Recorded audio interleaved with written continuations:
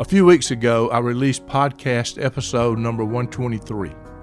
My guest was my former high school basketball teammate, Pete Johnson, who went on to become an Ohio State football Hall of Famer and an NFL star. During that conversation, I mentioned there were incredibly 3 future Division I athletes on our high school basketball team. My guest that day, Pete Johnson, was one of them. Another was Paul Ross, who passed away in 2011 and also played at Ohio State. The other was David Carter, a running back for Georgia Tech. Mind you, my time with these great athletes was short and a long time ago. I look back and realize I was in over my head rubbing shoulders with these talented young men. But there's more to the story. When high school integration happened in 1970, I really did not know what I was getting into. I wanted to see if I could compete with, in many cases, bigger and stronger and more talented athletes. To a degree, I could. And in doing so, I learned life lessons I would have never learned elsewhere. Those were fun years, but they were important years for me. Another benefit was meeting other human beings I would have never met except for integration and basketball. We pulled for each other on the basketball court, and we had to depend on each other to succeed. And in the process, we became friends. I discovered great human beings who happened to have a different skin color than mine. Through that integration experience, we shared a special relationship and bond. My guest today is David Carter, one of my high school teammates who became a Division I athlete. You will learn that David, who is a Georgia Tech graduate, is an incredible human being. You will listen in on a conversation between 2 old friends who come from different backgrounds and met at the right place and the right time in Fort Valley, Georgia. We are fortunate enough to still be around, to look back, to remember, and smile. Viewing life from a hearse, it could be worse. Laugh, think, and cry with the country undertaker. This is Bruce Goddard, and you're listening to the View from a Hearse podcast. My guest today is my old friend, David Carter. I haven't seen him in at least 52 years, but through the power of social media, we've stayed a little bit connected. David, thank you so much for getting on here with me and talking to somebody from your way back past. Right? Well, it is my pleasure, Bruce. I appreciate, the opportunity.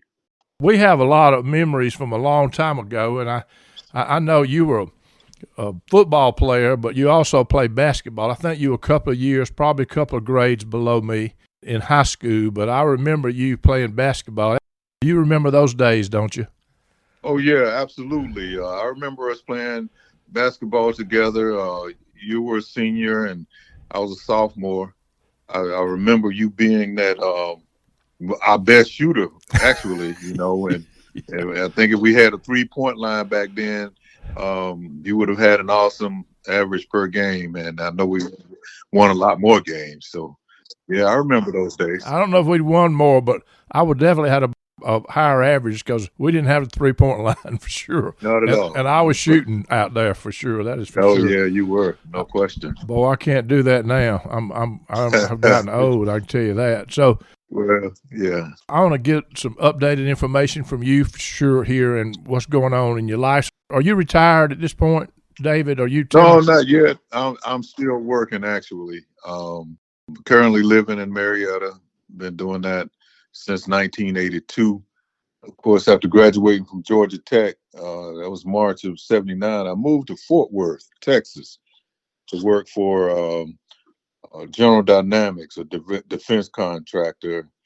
And then I think I was out there almost 3 years.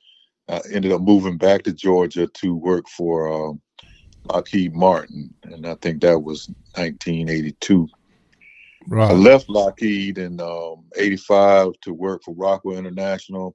They were acquired by Boeing, at least the Missile Systems division was. And then I went back to Lockheed in '05, and I've been there, back there since then. Never left Marietta. I'm a financial analyst. You probably know I married my high school sweetheart, Sandra Miller. Yeah. And this coming September 16th, we will have been married 46 years. So, you know what's funny? I married my high school sweetheart July the 3rd. We've been married 47 years. Wow. You and I went down the same path. And I'm going to tell you, I've told her if she leaves me, I'm going to go with her at this point. I know what you mean. Yeah. Well, congratulations to you. Yeah. I've been married to the same woman. We got 3 grown kids and 9 grandchildren. And I have retired 3 years ago. And she taught school for years. She retired. But, wow, time goes on. So I want to be sure people understand, because I really hooked up with David again. I interviewed our mutual friend Pete Johnson on a podcast here a few weeks ago, and Pete was an NFL star and a star at Ohio State. He was a great athlete, period.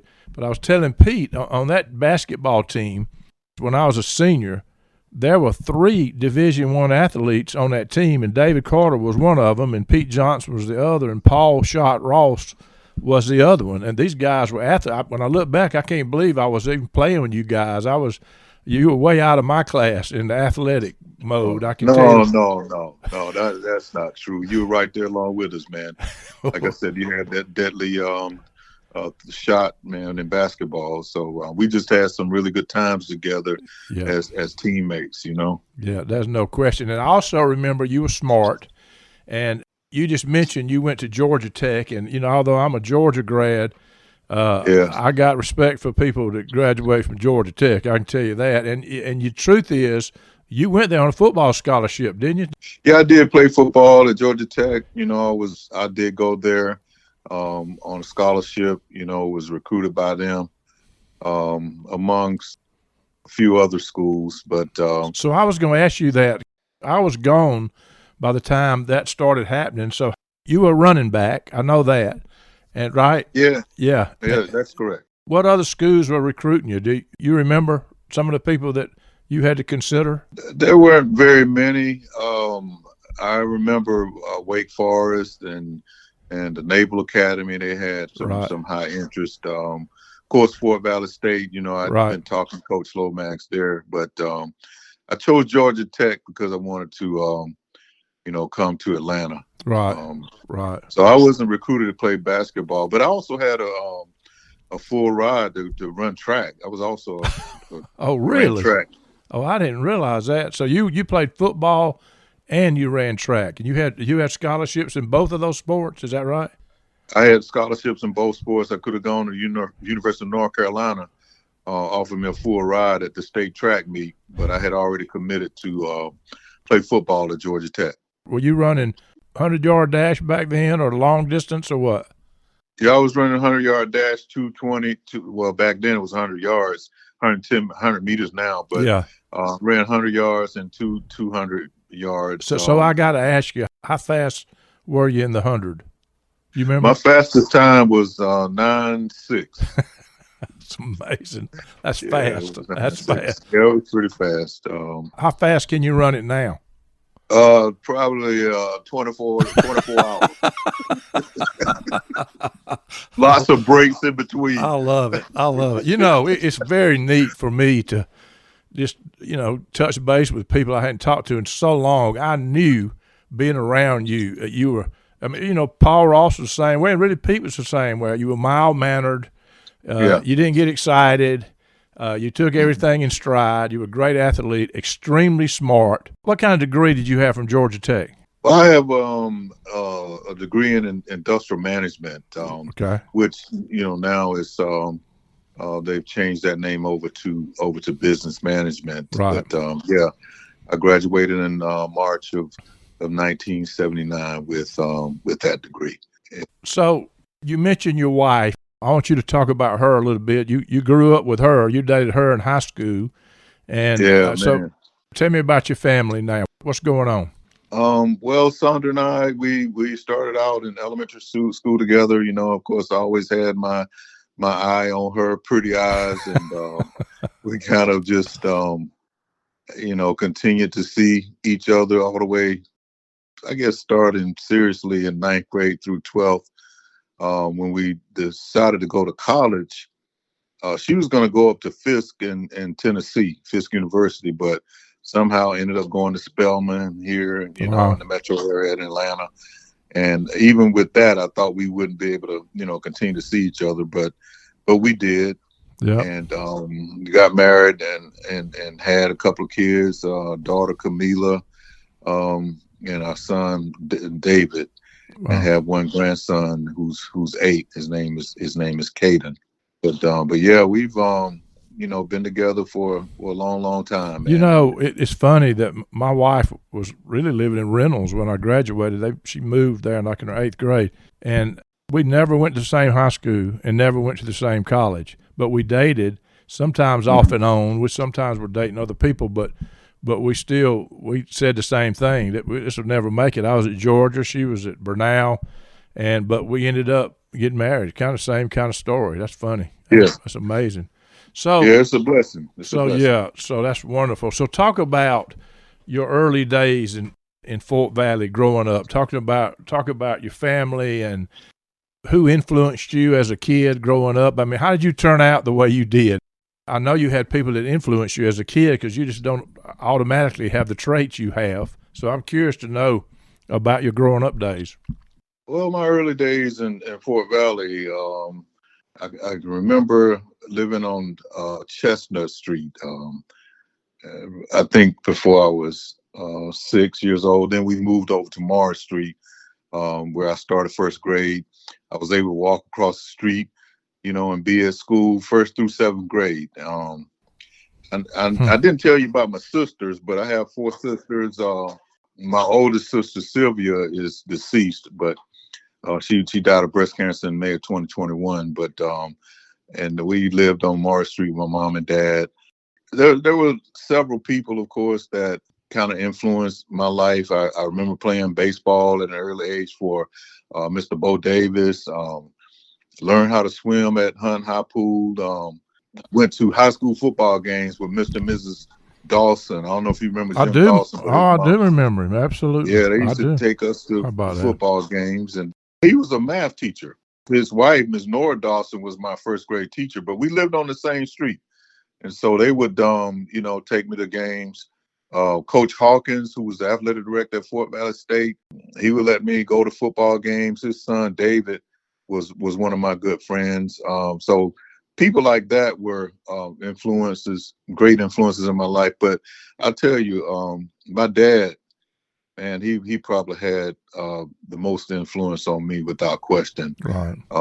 Just a very disciplined man, hard worker, generous, just a doer, provider. Right. Didn't believe in mediocrity, and doing things halfway. So definitely had a big influence on my life. And I'll tell you this, Bruce, I remember when I graduated from college, I wanted to move back to Fort Valley and kind of work for him or find another job. And I said, Daddy, you know what? I can work for you if you pay me, I think it might have been like $10, $12 an hour. If you pay me $10, $12 an hour, right? He looked at me in the eye and he said, man, I don't pay my best brick mason that, Did he build houses? He built houses, within, Fort Valley and the surrounding communities. But I was telling that story, I didn't know how to appreciate it back then, but he was just a man of integrity. And when I look back over my life now, I can appreciate that much more. But yeah, he was a builder. You don't ever know. And of course, a father figure, you kind of know your kids are watching you, but you never know the influence. And it doesn't take much to make a difference in somebody's life by just being people of integrity or listening to what somebody's saying and giving them that gift of significance that I'm going to hear what you're saying. I care about what you're saying, and I'm being a part of somebody's life. It's pretty simple stuff, really, isn't it? Yeah, it is. So you had a great dad, and you grew up in a great environment. I knew there had to be something that I just remember you well. I mean, I can't remember everybody on that team. I can tell you that. It's been too long. I know you can't either, but I remember you. I know that, and even you a couple of years younger than me. So let's talk about this. When in 1970, when all of a sudden all of us, the Fort Valley High School was merging with Hunt High, and we all came to school together. What are your thoughts on that? You were, I guess, in the ninth grade then. Is that right? Is that what age you were when that happened? Yeah. I was in the ninth grade, but I had gone over to I guess it was Fort Valley Junior High School a year before that. Before integration. Yeah. Yeah. Okay. And it kind of impacted me just like everyone else significantly, really. But I was actually gonna go back, to Hunt Junior High School in the ninth grade, but then we integrated. But I think that overall I just did well. I had a lot of friends, both black and white within the student body. Sure. But the reason why I wanted to go back was because I missed that nurturing from the teachers. You didn't get it. They take time and help you to understand certain things. And I kind of fell behind in math. Grasping the concepts of algebra and geometry and stuff. So I kind of missed that. But fortunately, I learned fractions and percentages really well in elementary school from my sixth grade teacher, my Aunt Precious Carter. And believe it or not, Bruce, I still rely heavily on doing percentages and fractions in my business today. So that helped out quite a bit. I bet. I remember John Lee Turner. You remember John Lee Turner? Oh, yeah, I do. We were not all white school when we integrated, but I bet that was difficult. If you went to the junior high school, there were not many black students there, right, when you first went. That had to be an adjustment. It was a big adjustment. Not very many black students at all. In fact, it might have been 10 or less. I put it like that. Yeah. But I just remember, getting along pretty well with everybody. I think I might have even been one of the class representatives or something. I'm sure. To that effect, but you have the personality to get along with anybody. But people can't get along with you, but they need to figure out. They need to figure out how to get along with people, because you're the most mild-mannered person that it could be possibly be. So it's mighty nice of you to say that. That's true. I remember it back then, and I can see it on some of your posts. I want to talk about. I know you're involved in your church. I want to talk about your faith. I know that's a big part of your life, as it is mine, and I certainly want to get into that. But let's keep on. So I'm surprised that you were struggling with anything academically, because I know you made good grades in high school, right? I mean, that did that come naturally, or did you have to work extra hard to do that? If you were behind, I guess you had to work hard on the math part, right? Yeah, I had to kind of catch up on the math part. It some of it came naturally, and like most good students, when you can do stuff naturally, you don't really spend a lot of time studying, when you should. But Georgia Tech, man, it was a very difficult school. Oh, man. I know. It has to be. Yeah. Yeah. And so, but we got a lot of help, personal tutors, had some really smart classmates. As an athlete. Yeah, as an athlete, you get personal tutors, and they helped me. And around my junior year, I learned that in order for me to make it at a school like Georgia Tech, man, I had to spend more time in the library studying instead of just hanging out and partying and stuff like that. So it was good. During the season, it was kind of tough because we always had a very tight and rigorous schedule. Each day, you always had to be somewhere at a certain time, be it, at class or practice, lifting weight, dining hall, study hall. So that part of it wasn't easy at all, but it became routine. And having good friends, we kind of got through it together. Well, you did well, that's for sure. So you were talking about that you were recruited in track, and I didn't realize the track part, but I'm not surprised. But you were recruited in track and football. How about basketball? Did you have any offers to play basketball? You were a good basketball player. I remember as a 10th grader, you were playing a lot. I remember that. Yeah, I did play a lot, but I wasn't recruited in basketball. I had a weakness of dribbling or going to my left, and didn't really get a chance back then, especially, how kids today, they can go to, play AAU basketball or go to different camps and Right. kind of hone in on their special skills where they may be weak, when it comes to handling the ball. But no, but to answer your question, no, I did not have any basketball scholarships. I'll tell you a story. The summer before my junior year, that's when we integrated. I got a key to our little gymnasium in Reynolds, and I shot 1,000 shots a day. Oh, my goodness. So when I was out there shooting, I wanted the ball because I had shot so much. And, I shot, I had blisters on my hand. I even kept a chart. My mama thought I'd lost my mind, but I worked hard at shooting. I couldn't run very fast. I couldn't jump high, but I could shoot pretty good.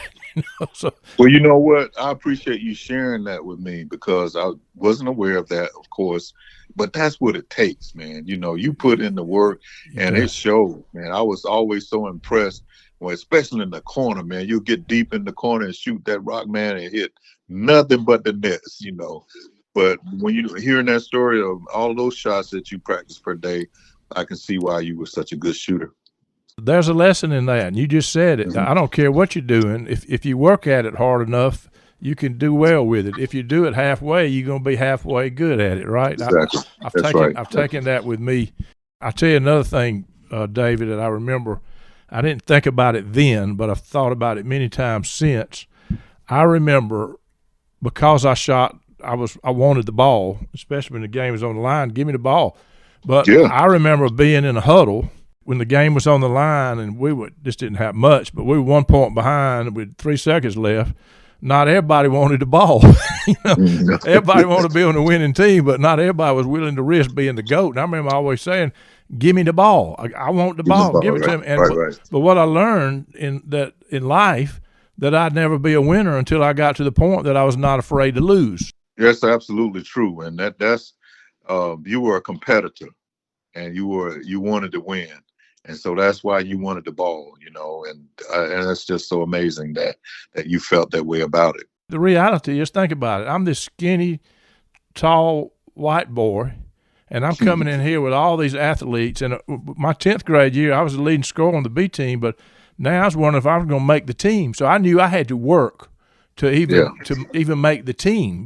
But anyway, it was a fun time. I tell you what it was for me. It was a learning time that I've thought about many times, that I've applied many times in life, that, there are a lot of good things that come when we are in uncomfortable situations. That there are good things that can come out of that. Isn't that true? That's absolutely true. I experienced that, when I got to college, man. I thought I was all of that. And coming out of high school, had gone to the high school football all-star game, and I could I just thought I was great, man. But even at that all-star game, and when I got to college, everybody was great. Competition was always stiff. Oh, yeah. Everybody was either just as fast or faster, or just as strong or stronger. So, so we had to work hard, man, to get to where we are even today. Not only from an athletic standpoint, but from an academic standpoint as well. And that's true in life. And we live in an instant society, in a microwave society, where you can punch a button and have your food hot in 20 seconds. That's not how it works in real life. You got to put the time in. You got to put the time in. And you got to put it in. Yeah. Yes, sir. Mm-hmm. Talk about your athletics at Georgia Tech. You got any special memories of certain track meets or certain football games that stick out at you when you were there? There may be people from Georgia Tech that listen to this that will remember you. I remember watching you play. I kept up with you, when you were playing. I knew you were there. I had graduated or gotten close to it. I graduated from college in 76. But I remember you playing. I remember watching you. Yeah, well, I had some good memories, at Georgia Tech. As I mentioned before, it was a great school, but it was kind of like a two-edged sword. On the one hand, it was the greatest thing that ever happened to me because of football and the impetus that it had on my life in terms of me getting a degree. But on the other hand, I would have liked to have played more, show my talent more, but we just had so many great running backs. Three of them went on to the pros. Few others could have. But I just was always around some great players. and that are still, some of them are still really good friends today. I guess my best memories though was just running out on the field behind the Rambling Wreck. Right. As the band was playing the fight song, it made me feel honored and proud to just have been able to put on the white and gold, no matter the circumstances, especially coming from, a small town, country boy like me, right. Running out onto Grant Field with a crowd of, 50, 60,000. Of course, nothing like over in Georgia with close to 100,000. But either way, man, major college football was just phenomenal. One game against Virginia we played, I rushed the ball 6 times for 48 yards. And, I always felt that, hey, man, that's not too bad of an average yards per carry. No. But, all of the Georgia games, man, they stood out. It didn't matter the record, at least not back then. It's different today because, the Bulldogs are so dominant. But back then, it was anybody could win that game. That's for sure. Yeah. Anybody can win the game now, but I can promise you back then, you didn't never know who was going to win. That was, you could have your season, then you have the Tech game, and that's right. Or you in your mind had the Georgia game. Everything else you could lay all that aside in those days. Who were some of the people you played with, David? On my team, yeah, I played with David Sims, was a running back. He went on to play, for the Seattle Seahawks. Yeah. I played with Eddie Lee Ivory. Oh yeah, I remember him. He was a running back for Green Bay. Of course, we all played the same backfield, so that's why it wasn't a whole lot of room back there because of those two guys. Played with Lucius Sanford, who's still a very good friend of mine today. He played for the Buffalo Bills for many years. Joe Harris was a linebacker. Oh man, Reginald Wilkes went on to play for Philadelphia for many years in Atlanta. And Ken Hill from Americas was an All-Pro at LA, and even Mako Harris, was still a very good friend of mine. Probably one of the most coveted recruits coming out of high school when he was a senior. Played with him, but yeah, it's just a whole lot of guys that played at the major college level and some of them went on to the pros. But again, we still have some very special friendships to this day. I'm sure. And when you look back, those friendships become probably the most important part of all of it, right? And that's really true. Do you still go to football games? Or you go to Tech games? I go to a few of them. I try to make 1 or 2, a year if my schedule permits, and it's just always good to go back down there and see some of the guys and be there in that environment. So yeah, I still get to go back. Yeah, well, you mentioned it, but I don't know how you balance it, the football thing and with track too. So you were doing this pretty much year round with and balancing the school thing and doing that. You didn't have much time for lollygagging around, did you? Like I said, when you're young and those first couple of years, you try to do, both. You try to go out, hang out, party, and school is lacking somewhat. But by my junior year, I was like, hey man, you got to get it together. If you expect to stay around here, you got to put your time in and get focused. Yep. And so I used to call home, man, and talk to my mom. She would always give me encouragement, to kind of hang in there when things got tough. You always have those conversations with yourself, and then especially that age, and then you have your conversations with the people you love the most, because I know it had to be times where you're ready to throw it in, especially if you wasn't getting to play a lot football. Yeah. Why am I doing this? But you learn from persevering through it, right? Absolutely. So, David, I think I've picked up on this, and not recently, but at some point, you appear to be a man of faith. Man, Bruce, yeah, that's very true. If it wasn't for faith, man, I wouldn't be where I am today. Growing up, our parents encouraged us to go to Sunday school and to church. As I got older, of course, in high school and with my parents having their own business, I kind of strayed away. Even when I was struggling in college, man, with football in school, as I mentioned, I'd call home and first thing my mother would always encourage me to do is to pray and to read my Bible, Although a lot of times, I couldn't see the results. I later learned that, hey man, God is good. I wouldn't know where I would be without him. And that scripture, faith is the substance of things hoped for and the evidence of things not seen, makes so much sense to me now. So yeah. I'm very active with church, man. I've been attending and singing the choirs.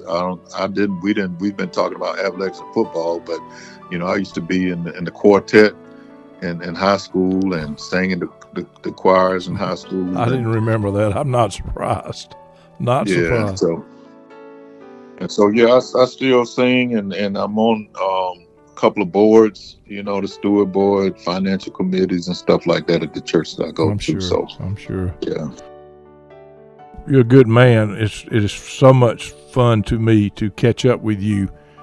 I want to ask you a question. When you look back, I'm a little bit older than you, but we're both senior citizens here. Yeah, no question. Yeah. What do you consider your greatest accomplishment in life? Oh, wow. My greatest accomplishment. Well, being in the business of defense contracting, and I'll put it from a work standpoint. I had the opportunity to go to work on the space shuttle program when I worked for Lockheed down at Kennedy Space Center. And not only did I get a chance to see a space shuttle lift off, got as close as you could, if you weren't media to be able to see that. Right. But I was also able to meet, a couple of astronauts, Ron McNair, and I also met Charles Bolden. So working on that project to turn the space shuttle around and meeting those people was, I feel, was one of my greatest accomplishments from a work standpoint. Wow. I bet. So there are going to be people listening to this that are younger than you and me. What advice do you have for young folks growing up today? I guess the advice that I would have for young folks growing up today would be, do unto others as you would have them to do unto you. Just respect others and, give back, mentor, just help out in the community, just treat people right. Give yourself away, right? Give yourself away. That's a good way to put it, Bruce. Yeah, because there's always someone else out there that would be less fortunate, that needs a helping hand. So I just always try to be nice and would recommend to young folk today to be nice. And it's always good to remember when you keep your eyes open, you walk up on certain situations, you may be the answer to somebody's prayer. Amen. The fact that you're standing there and you may not have much to offer, but it may be way more than you think. And that's so true. Isn't that true? I mean, you don't have to be anything but you may be the answer to somebody's prayer. I couldn't agree with you more. Yeah. David, when it's all said and done, what do you want your family to remember about you? I just want them to remember that I tried to be. I'm not saying that I always was, but I tried to, be there for them, and I also want them to remember that I love them, from the depths and from the bottom of my heart, even though I may not express it from an emotional standpoint or from an always hugging standpoint, but I guess I kind of got that from my dad. But there was no question, that I was loved, by my family. So when it's all said and done, I think that we all just want to be remembered as a loving person to your family. Isn't that the truth? It's pretty simple, isn't it? It's pretty simple when you think about it. It is. Yeah, it is. David, thank you so much for taking the time to do this. I really appreciate it. I appreciate you reaching out and giving me the opportunity to share, what I've spoken about.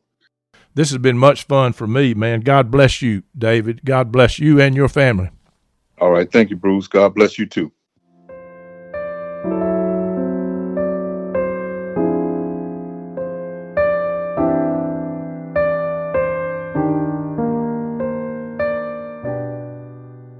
Viewing life from a hearse, it could be worse. Laugh, think, and cry with the country undertaker.